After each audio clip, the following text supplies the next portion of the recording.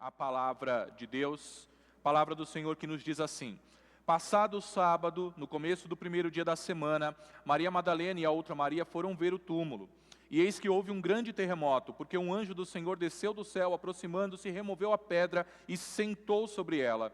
O aspecto dele era como um relâmpago, e a sua roupa era branca como a neve.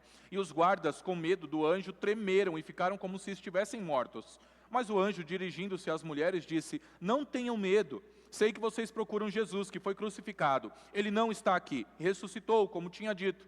Venham ver onde ele jazia. Agora vão depressa e digam aos seus discípulos que ele ressuscitou dos mortos e vai adiante de vocês para a Galileia. Lá vocês o verão. É como acabei de dizer a vocês. E retirando-se elas apressadamente do sepulcro, tomadas de medo e grande alegria, correram para anunciar isso aos discípulos. E eis que Jesus veio ao encontro delas e disse: salve!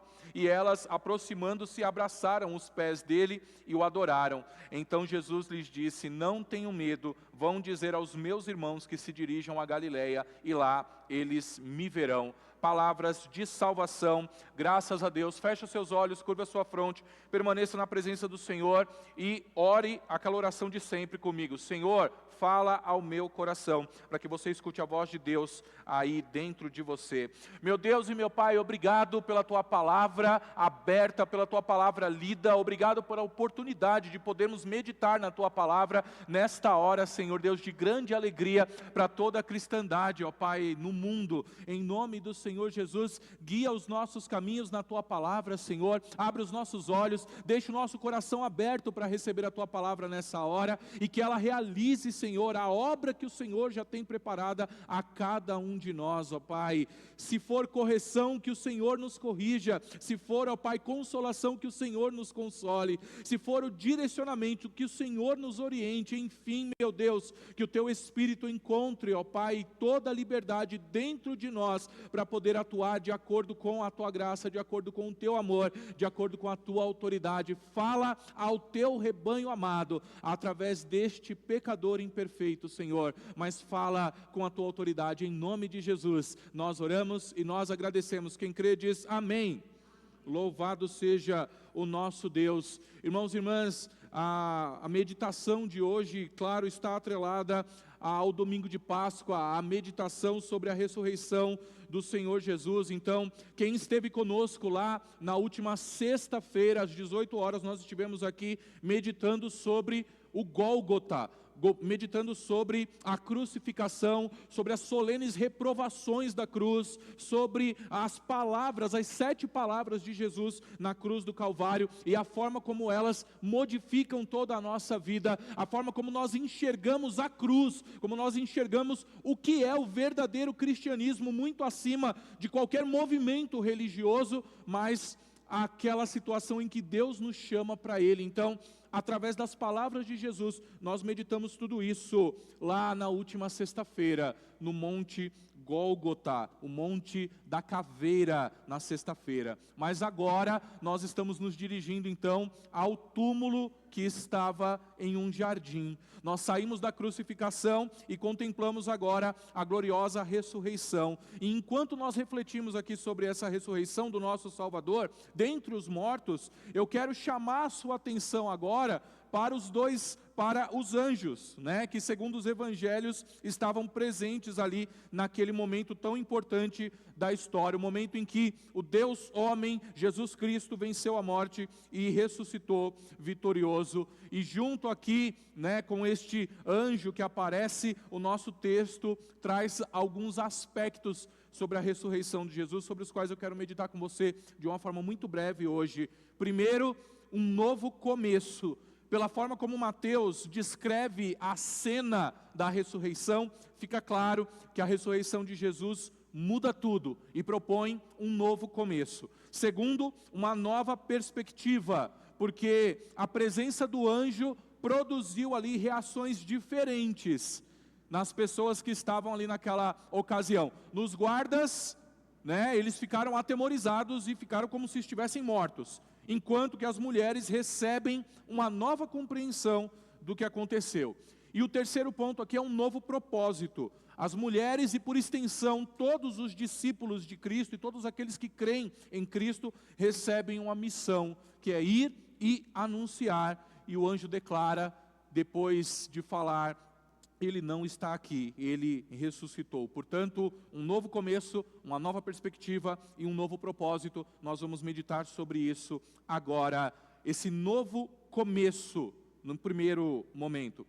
As mulheres, irmãos, tinham descansado durante todo aquele sábado, que é o sábado do silêncio, é o sábado de aleluia, como é chamado, é o sábado da reflexão, é o sábado onde os discípulos estavam ali, tendo que lidar com aquela situação da ausência do mestre, e parecia que o reino tinha ido por água abaixo, parecia que as promessas de Jesus tinham falhado, e as mulheres descansaram também naquele sábado. Esse descanso não foi só apenas por causa da lei de Moisés, mas também por causa da dor que elas sentiram. Elas tinham visto Jesus, a quem elas amavam profundamente, ser crucificado, morrer e ser sepultado.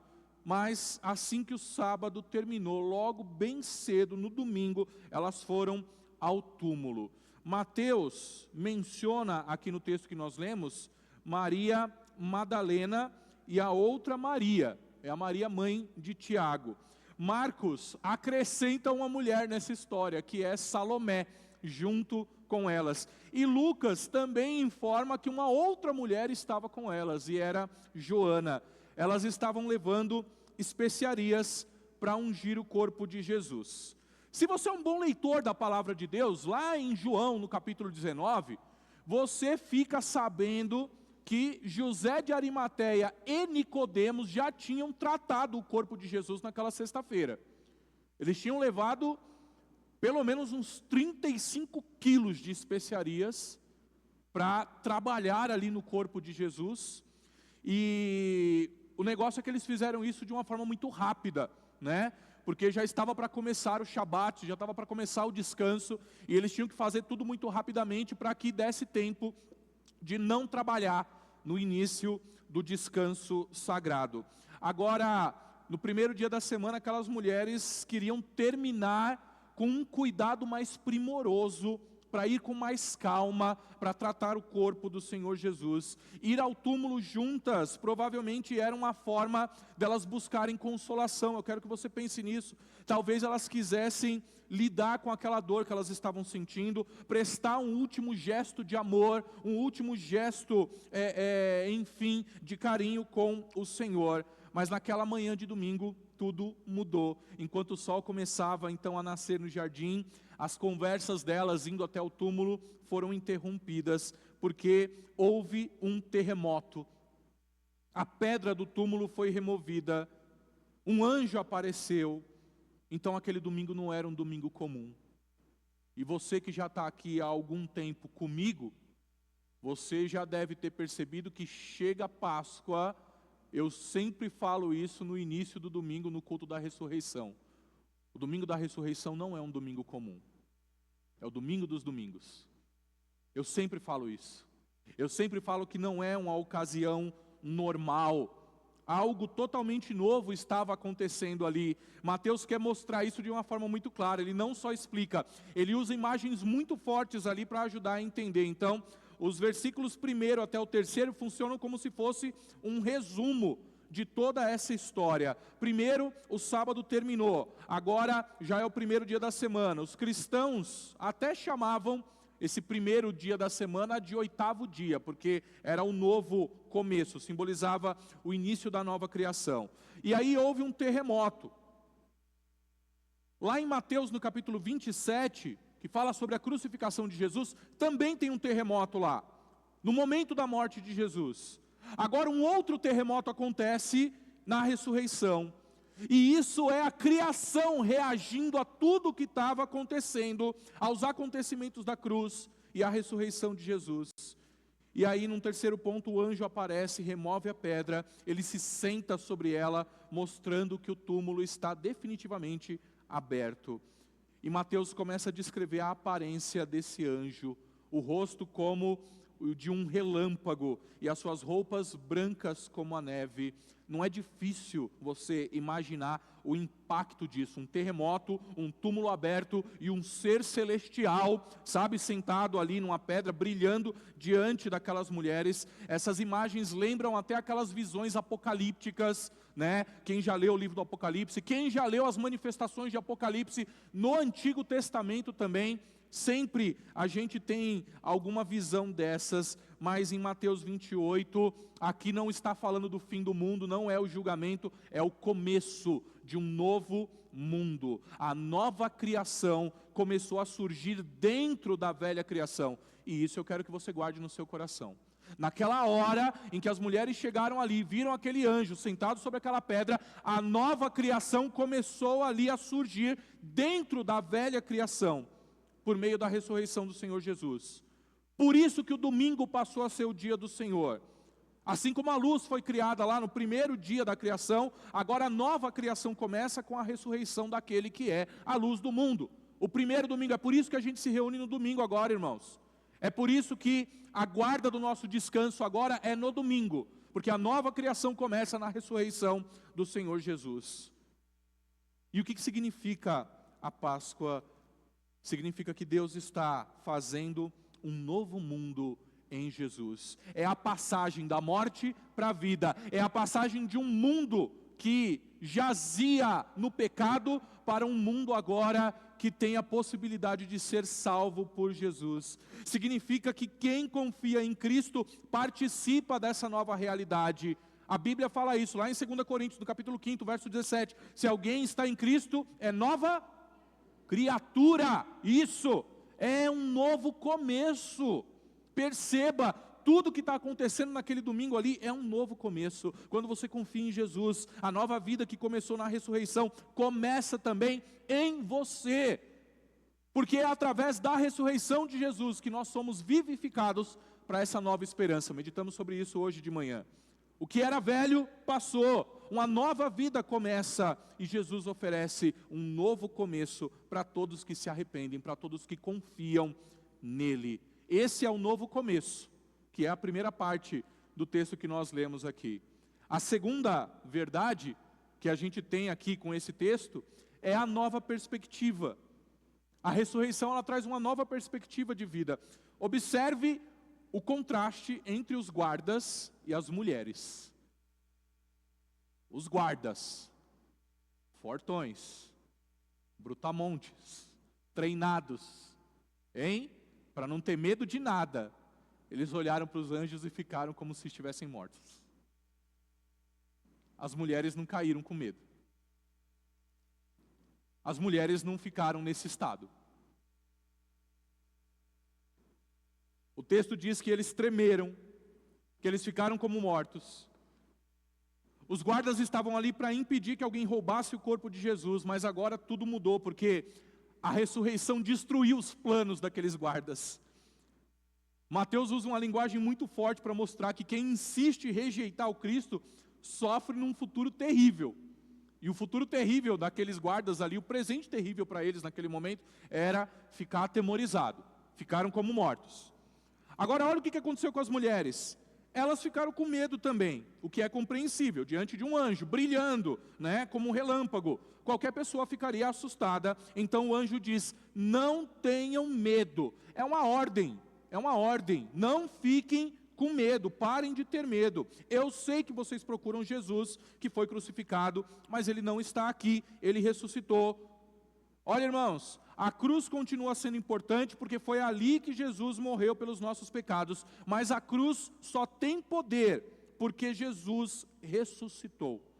Aquela cruz faz sentido para nós, porque Jesus ressuscitou.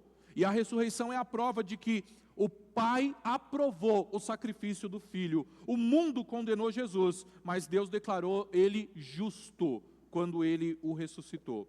E o anjo apresenta aqui essas evidências. Primeiro, Jesus tinha prometido isso. Ele falou assim, ele ressuscitou como havia dito. Jesus prometeu que voltaria à vida ao terceiro dia, e ele cumpriu com a sua promessa. Segundo, era o túmulo vazio. As mulheres podiam entrar e ver o lugar onde ele tinha sido colocado. Irmãos, eu preciso falar uma coisa aqui para vocês hoje.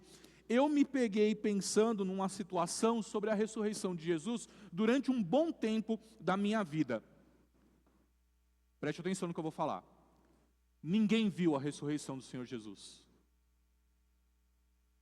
Ninguém viu. O que a gente tem nos evangelhos são os relatos de alguém que ouviu as mulheres que chegaram lá e viram a pedra removida. E ouviram o que os anjos falaram aqui, porque dependendo ali da versão que você pega, tem um anjo ou tem dois, tem mais. Mas ninguém presenciou a ressurreição de Jesus. Ninguém viu a pedra ser removida e ninguém viu Jesus saindo de dentro da tumba. Ele ressuscitou, tá, irmãos? Eu não quero lançar dúvidas sobre isso. Jesus ressuscitou. Ele foi visto pelos seus discípulos, ele apareceu aos seus discípulos, ele conviveu com os seus discípulos por mais 40 dias antes de subir aos céus. O que eu estou dizendo é que ninguém viu o momento exato da ressurreição, no momento em que ela ocorreu, o que me faz pensar, né? O corpo do Senhor Jesus estava glorificado já. Os relatos após a ressurreição dizem que Jesus aparecia do nada, dentro de salas fechadas com os seus discípulos. A pedra precisava ser removida para ele sair da tumba? Não, né? Então eu acho que vocês já entendem onde eu quero chegar. A pedra não foi removida para tirar Jesus da tumba. A pedra não foi removida para ele sair do túmulo. A pedra foi removida para que as mulheres pudessem entrar e ver que ele não estava mais lá. A pedra foi removida para que os discípulos de Jesus pudessem entrar lá e ver que ele não estava mais lá. Jesus vive, irmãos. E essa verdade muda completamente toda a nossa perspectiva de vida. Sem a ressurreição, a vida vai terminar no medo, atemorizado, no desespero, caindo como morto. Mas para aqueles que creem, vai dar lugar à alegria. Porque agora há perdão, agora há esperança, agora há esperança de uma vida eterna. E Deus faz diferente conosco. Porque nós sim estávamos dentro do túmulo. A nossa vida antes de Jesus é um túmulo. A nossa vida antes de Jesus é andar como morto-vivo. E Ele remove as nossas pedras, para que nós possamos sair da sepultura e encontrar o Cristo. Assim como Ele fez com Lázaro, Ele faz conosco também. Toda a nossa perspectiva de vida muda por causa disso. Terceiro lugar, um novo propósito. A terceira verdade é que a ressurreição nos dá um novo propósito. Lá no versículo 7, o anjo diz às mulheres: agora vão depressa e digam aos seus discípulos que ele ressuscitou dos mortos e vai adiante de vocês para a Galiléia, lá vocês o verão. É como acabei de dizer a vocês. Perceba a urgência dessa mensagem. Elas não podem ficar ali paradas contemplando o anjo, elas precisam sair, elas precisam ir contar. E é interessante notar, irmãos, e eu já falei isso algumas outras vezes, naquela época, o testemunho das mulheres não era tomado como verdadeiro nos tribunais. Mulher não podia testemunhar naquela época. Mulher não era nem contada em meio à multidão. Mas o ponto principal aqui que a gente precisa lembrar sempre é que Jesus, subvertendo toda a lógica do mundo, escolhe as mulheres para começar os anúncios da sua ressurreição. Escolhe as mulheres para serem as primeiras testemunhas da ressurreição. E isso mostra o quanto o Evangelho transforma a forma como nós vemos o valor das pessoas. No reino de Deus, todos, homens e mulheres, todos têm dignidade e valor diante de Cristo. O ponto principal é que a missão que foi dada às mulheres de contar sobre a ressurreição do Senhor Jesus se estende também a todos os discípulos. E nós recebemos a mesma tarefa, irmãos. Nós recebemos a mesma tarefa, anunciar que Jesus ressuscitou. Essa é a mensagem que a gente proclama. Essa é o motivo da existência da igreja anunciando o Evangelho do Senhor Jesus. E eu quero perguntar hoje, a quem você pode contar essa semana que o seu Redentor vive? A quem você pode dizer essas palavras? Que Cristo vive e Ele reina. Imagina se cada um de nós compartilhasse essa verdade com pelo menos uma pessoa. Cristo vive. Essa é uma notícia para você espalhar pelo mundo todo. É uma nova perspectiva de vida. Eu vou concluir dizendo que a ressurreição de Jesus traz um novo começo, e você pode experimentar isso quando você confia no Senhor Jesus. A ressurreição de Jesus traz uma nova perspectiva, porque agora há esperança. A vida não é uma vida para ser jogada fora, é uma vida que tem esperança. A ressurreição de Jesus traz um novo propósito, porque nós somos chamados para anunciar que Ele vive. A minha oração, irmãos, hoje é que Deus nos dê graça para viver na alegria e na esperança da ressurreição de Cristo Jesus. Recebe essa palavra em nome do Senhor Jesus.